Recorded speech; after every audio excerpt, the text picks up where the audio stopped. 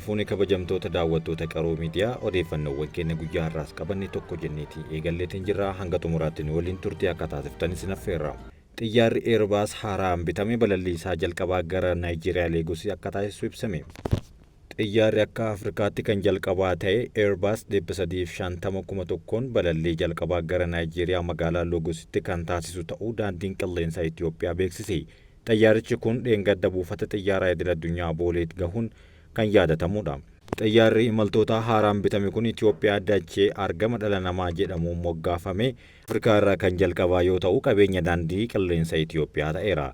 Xiyyaarota walfakkaatoon 4 kan ajajaman yoo ta'u 3 hafanis yeroo dhiyoo keessatti gara biyyaatti akka galan dubbatameera. Yakka hammaataa dubartootaa fi daa'imman irratti raawwatamaa jiru hambisuuf xiyyeeffannoon hojjetamaa jiraachuu biiroon dhimmoota dubartootaa fi daa'imman Oromiyaa ibse. Biirichi hirmaannaa dubartoonni dinagdeen of danda'anii akka socho'anii fi siyaasa keessattis hirmaachuun gahee isaanirraa eegamu bahachuu akka qaban gahoomsuu fi deeggaruu irratti ergama isaa godhate hojjechaa jiraachuu hoggantuun biiroo dhimmoota dubartootaa fi daa'imman Oromiyaa Aadde Maabiraat Baacaa ibsa miidiyaaleef kennaniin ibsaniiru. Daa'immanis mirga isaanii osoo hin dhiibamin barnootaa fi waan barbaachisu argatanii guddachuu akka qaban xiyyeeffannoon hojjetamaa jiraachuu dubbatan. Dhimma kana irratti hojii bal'aan hojjetamaa jiraachuullee yeroo dhihoo asitti dubartoota irratti yakki dirqiin gudeeduu fi daa'imman irratti miidhaan adda addaa raawwatu babal'achaa jiraachuu fi kanaaf rakkoon diinagdee ka'umsa ta'uu Aadde Maabiraat kaasaniiru.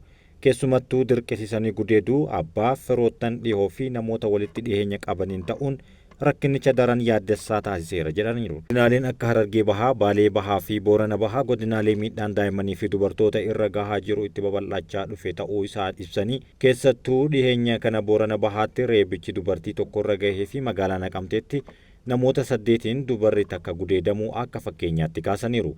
Namoonni yakka kana raawwatan seeraan akka gaafataman abbootii alangaa fi poolisii waliin ta'uun irratti hojjechaa jiraachuu fi kan miliqanis to'annaa seeraa jala oolchuuf hordoffiin taasifamaa jiraachuu himaniiru. Rakkoo daa'immanii fi dubartoota irra gahaa jiru karaa hambisuun danda'amu irratti hubannoo uumuuf ji'a sadaasaa kana keessa duulli hawaasaa bal'aan hirmaachisuu danda'u taasifamuuf ta'uu dubbataniiru. Dhumarrattis hawaasni rakkoo uumamu balaaleffachuun iddoo rakkoon uumametti tarkaanfiin seeraa akka fudhatamuuf tumsa barbaachisu akka gochuu qabu Aadde Maabiraat dhaamaniiru. Kabajamtoota daawwattoota keenya oduuwwan keenya akkuma tuffanitti jira gara oduu biyya alaatti sin dabarsina. Injifachuu Doonaald Tiraamp wal qabatee gatiin doolaara Ameerikaa fi biitkooyinii dabaleera. Pireezidaantii Ameerikaa 47ffaa ta'uun kan filataman Doonaald J. Tiraamp daldala mallaqaa kiriptootiif gibira hir'isuu akka malan dhaamaniiru. Ameerikaan filannoo pireezidaantummaa gaggeessaa jirtuun paartiin Rippaabilikaa Doonaald Tiraamp injifachuun isaanii mirkanaa'eera. Injifannoo Doonaald Tiraamp hordofuun jijjiirraan doolaara biyyoota biroo mallaqa waliin wal bira qabamee yoo ilaalamu hanga 200 caalee jira jedhame. Doolaarri Ameerikaa keessumaa paawundi sterlingii, yuuroo fi mallaqa dorgommii idil-addunyaa biroo waliin wal bira qabamee yoo ilaalamu garaagarummaa kana dhiphisee jira jedhan.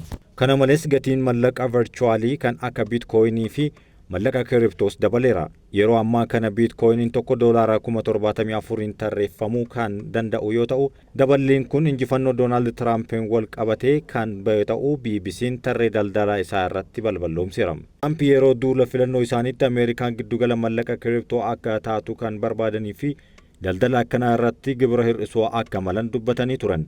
Deeggartuu Doonaald Tiraamp kan taate Elan Field deeggartuu daldala biitkooyin yoo taatu diinagdee kakaasuuf baasii mootummaa hir'isuu fi gibira hir'isuu agarsiistuu sirrii ta'uu ibsiteerti. Tiraamp baatii gurraandhalaa keessa gara White House-tti deebi'anii mootummaa isaanii yeroo ijaaratan Elan Fieldiifis itti gaafatamummaa kennuu ni malan jechuun tilmaamameera. Yukureen yeroo jalqabaatiif loltoota Kooriyaa Kaabaa Raashiyaa keessa jiran jechuun komatte. Pireezidaantiin Yukureen Volodimir Zelenskiin loltoonni Kooriyaa Kaabaa gara 11,000tti tilmaamaman naannoo daangaa Raashiyaa Kursk keessa akka jiran himaniiru. Loltoonni Kooriyaa Kaabaa yeroo jalqabaaf loltoota Yukureen waliin walitti bu'uu isaanii qondaaltonni olaanoo Yukureen ifa godhaniiru. Ministeerri raayyaa ittisa biyyaa Yukureen Rustem Umerov gaaffii fi deebii biroodkaastingii Kooriyaa Kibbaa waliin taasisaniin garee xiqqaa loltoota Kooriyaa Kaabaa irratti haleellaan raawwatame jedhan. Qondaaltonni Ameerikaa dhaabbata oduu Rooyitarsii fi akka himanitti loltoonni Kooriyaa Kaabaa adoolessa 4 naannoo Kursk Raashiyaa keessatti lola irratti bobba'aniiru jedhan. Hoogganaan Yukureen Volodimir Zelenskiin kanaan dura biyyoonni dhihaa loltoota Kooriyaa Kaabaaf deebii kennuu dhabuu isaanii balaaleffachuun lolli jalqabaa Kooriyaa Kaabaa waliin godhame kun addunyaa irratti tasgabbii dhabuu boqonnaa haaraa bana jedhan. Se'uul garuu loltoonni gamalachuu kallattii lola irratti bobba'aniiru jedhee hin amanu jette. Torbaan darbe keessa basaasa Kooriyaa Kibbaa fi Ameerikaa akkasumas neetoon loltoonni Kooriyaa Kaabaa waraana Raashiyaa keessatti hirmaachuu isaanii ragaa bahaniiru. Moskoo fi Pyongyang garuu hanga ammaatti himannaa kanaaf deebii kallattiin hin kennine. Gaaffii fi deebii biroodkaastii Kooriyaa Kibbaa waliin taasisaniin Umeerov kana mirkaneessee loltoonni Kooriyaa Kaabaa lakkoofsi guddaan lola irratti akka bobba'an ni eegama jedhaniiru. Umeerov itti dabaluunis uffata Raashiyaa uffataniiru, leenjii tooftaa fudhachaa jiru, ajaja addaa waraana Raashiyaa jalatti sarara fuulduraa irratti bobba'aa jiru jedhan. Kutaaleen 5 tokkoon isaanii loltoota gara 3,000 of keessaa qaban dirree waraanaa kana keessatti bobbaafamu akka hin oolles dubbataniiru. Dhuma baatii darbee Se'uul keessatti Kooriyaa Kaabaa Yukureen keessa hatattamaan akka ba'an gaafachuun ambaasaaddara Raashiyaa waamtee turte. Akkasumas kallattiin Yukureenii fi meeshaa waraanaa dhiyeessuuf yaadaa akka turte akeekkachiiseera.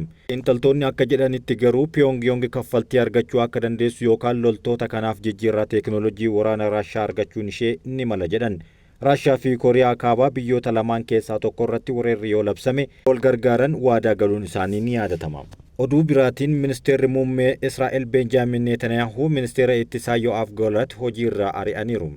Murteen tasaa kun yeroo Israa'el fuula waraanaa hedduu irratti lolaa cimaa gaggeessaa jirtutti fudhatame kun uummata biratti mormii kaaseera. Miidiyaalee idil-addunyaa adda addaa akka gabaasanitti Netanyaahuu fi Yo'aaf Galant waraana Gaazaa irratti yeroo baay'ee waliigaltee dhabuun isaanii ni yaadatama. Muummichi ministeeraa yeroo xiyyeeffannaan addunyaa filannoo pirezidaantii Ameerikaa irratti ta'e kanatti murtee isaanii erga dabarsanii booda Galant nama qaawwa hoggansaa qabuu fi muddama amantaas qabu jedhan. Netaniyaahuun haasaa isaanii keessatti waraana gidduutti yeroo kamiyyuu caalaa ministeera muummee fi ministeera raayyaa ittisa biyyaa gidduutti amantaan guutuun barbaachisaadha. Ji'oota jalqabaa duula kanaa keessatti amantaa cimaan waliin hojjechuu kan dandeenye ta'us kan nama dhibu ji'oota darban keessa amantaan kunii fi ministeera ittisaa gidduutti manca'eera jedhan. Israa'el waraana haaraa bobbaasuuf qormaanni ishee mudate jalqaba waraanaa kanatti hoggansi olaanaa Israa'el haleellaa onkololeessa 7 Hamaas raawwateef deebii kennuudhaan tokkummaa walirraa hin cinne agarsiiseera.